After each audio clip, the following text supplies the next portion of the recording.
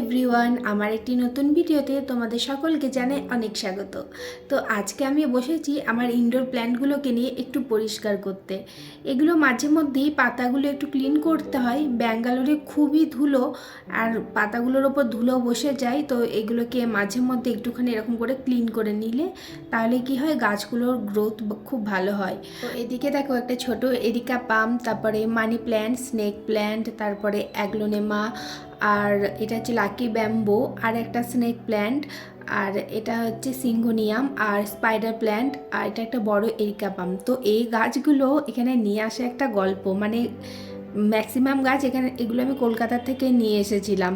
ওই বড় এরিকা পাম আর ওই যে স্পাইডার প্ল্যান্ট, এই দুটো বাদ দিয়ে সব গাছ আমি ফ্লাইটে নিয়ে এসেছিলাম। আমার মনে আছে আমি টোটাল 17টা গাছ নিয়ে এসেছিলাম একটা চেনওয়ালা ব্যাগের মধ্যে ভরে। তো টেনশনে নিয়ে এসেছিলাম এটাকে, যে যদি বাই চান্স চেকিংয়ে ধরা পড়ে যায়, যদি আমাকে না নিয়ে যেতে দেয়, কেননা তখন এত বড়ও ছিল না, যদিও গাছগুলো আরও ছোট ছোট ছিল। আর দিদিভাই খুব সুন্দর করে প্যাকও করে দিয়েছিল ওই খবরের কাগজের মধ্যে, যেমন নার্সারি থেকে দেয় না প্যাক করে, সেরকম ছোট ছোট জায়গায় ওরকম খবরের কাগজিতে প্যাক করে দিয়েছিল। তো এই গাছগুলো ওইভাবে নিয়ে আসা। গাছগুলো আমার সব ভালো করে পরিষ্কার করা হয়ে গেছে। এবারে এক বালতি জল নিয়েছিলাম আর তাতে ওই এক ঢাকনা মতন সিবিড সলিউশন দিয়েছিলাম। তো ওইটাকে ভালো করে গুলে তারপরে গাছের গোড়ায় গোড়ায় জলটা দিয়ে দিচ্ছি। মাসে একবার দিই এটা। আর সাইডের অ্যালোভেরাটা দেখেছো কত বড় হয়েছে, কত হেলদি হয়েছে অ্যালোভেরা গাছটা। তো অ্যালোভেরাটাও রানীগঞ্জ থেকে নিয়ে এসেছিলাম। তো নিয়ে আসার পর একদম সেই কেমন মরা মরার মতন হয়ে গেছিলো, তাও মাটিতে বসিয়ে দিয়েছিলাম। আর আজকে সেই অ্যালোভেরাটা দেখো কত বড় হয়েছে, কত হেলদি হয়েছে।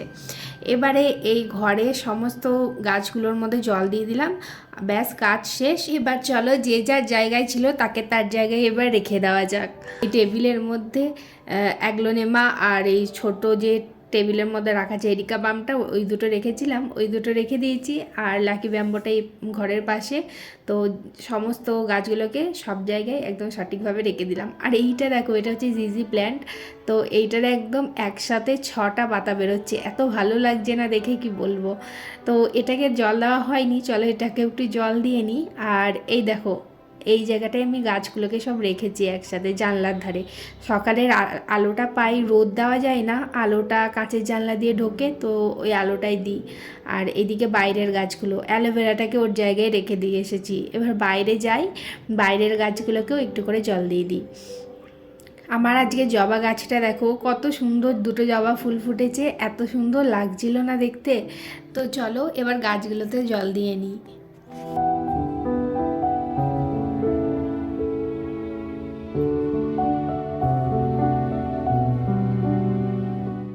এই লেবু গাছটা আমি বীজ ফেলেছিলাম আর সেটা থেকেই বেরিয়েছে। আর এই অ্যালোভেরাটা দেখো, ওই যে বড় অ্যালোভেরা গাছটা দেখালাম ওটার আশেপাশেই বেরিয়েছিল, তো ওটার থেকে তুলে এই টবটাতে করে দিয়েছি।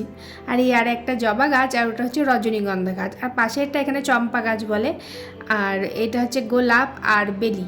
বেলি গাছেও আজকে একটা খুব সুন্দর ফুল ফুটেছে, এত সুন্দর গন্ধটা লাগে যে একদম হাওয়ার সাথে সাথে একদম নাকে আসে না, আর মনটা একদম ভরে যায়। চলো গাছে জল দেওয়া হয়ে গেছে, এবার আমি একটু নিজের জন্য একটু চা চাপিয়ে নিই। এখানে 1 কাপ জল দিয়ে দিয়েছি, আর দুটো তুলসী পাতা দিয়ে দিয়েছি, আর দিয়ে দিলাম একটু আদা। তারপরে এই আদা তুলসী পাতাটা দিয়ে জলটাকে একটু ভালো করে ফুটিয়ে নেবো, যাতে এর গুণগুলো জলের সাথেও বেরিয়ে যায়। আর তারপরে এখানে দিয়ে দেবো চা পাতা। তারপরে চা পাতাটা দিয়ে খানিকক্ষণ একটুখানি ফুটিয়ে নিয়ে এটাকে ছেঁকে নিয়ে নেবো। আমি অবশ্য চায়ে চিনি টিনি খাই না, ওই জন্য আমি আর চিনি টিনি দিইনি। এবার এটাকে ছেঁকে খেয়ে নেবো। এই আদা তুলসী পাতা চাটা এত উপকারী না শরীরের জন্য, তাই আমি এটাকে ডেলি খাওয়ার চেষ্টা করি। তো চলো আজকের ভিডিওটা এখানেই শেষ করছি। সবাই খুব ভালো থাকবে, সুস্থ থাকবে, আর আমাকে সাপোর্ট অবশ্যই করবে। আর আমার পেজে নতুন হলে পেজটাকে ফলো করে দেবে, আর ইউটিউব থেকে দেখলে সাবস্ক্রাইব করে যেতে ভুলো না কিন্তু।